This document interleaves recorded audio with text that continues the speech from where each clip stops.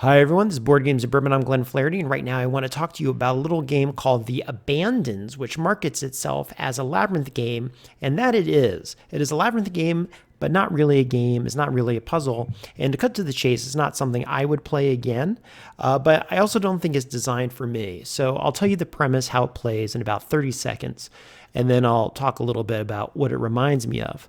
So the point of the game is you get this deck of cards, and you're trying to play through the whole deck. You're going to start in a place that brings you into the dungeon, a little dungeon-esque room there. You walk in where the red hand is, and you go out the other side.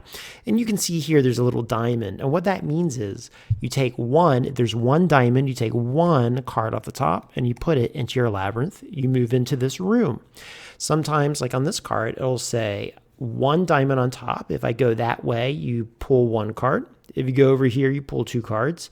If you go over here, you pull three cards. And what that means, three, is you take this deck that you have no idea where anything is, and you go one card, two card, and then you draw the third card, and then you add that to your dungeon.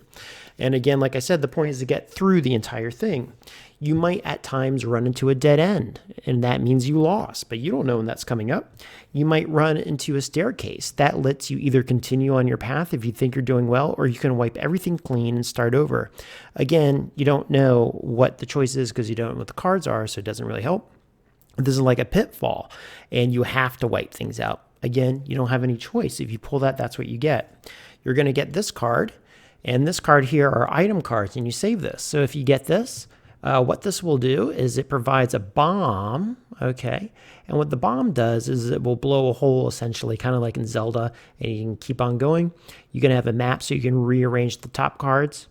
Okay, that does help because then you can skip over a dead-end card. You have a matching mirror that basically brings you back to the top, and you can weave through the labyrinth one more time and pick a new path without dead ends.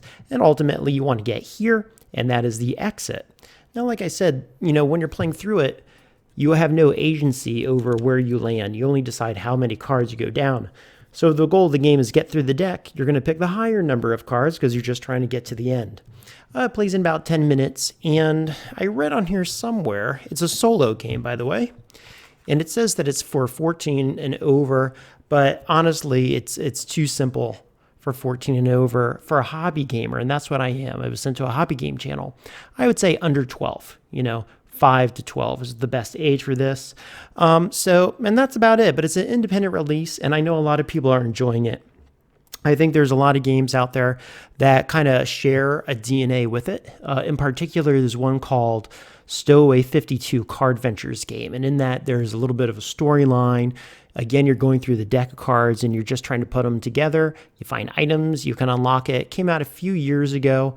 It was sold at Barnes & Noble for quite a while, and it's about the same price. If you like that game and it was successful and I enjoyed it, okay, and I thought it was great for kids, then you might also like The Abandons, okay? Just don't be under the assumption that it's a, grand strategy game. It's not even really a puzzle because you don't figure anything out. You just deal with what you get. Okay, and there you go, everyone. Thanks so much. Talk to you soon. Bye.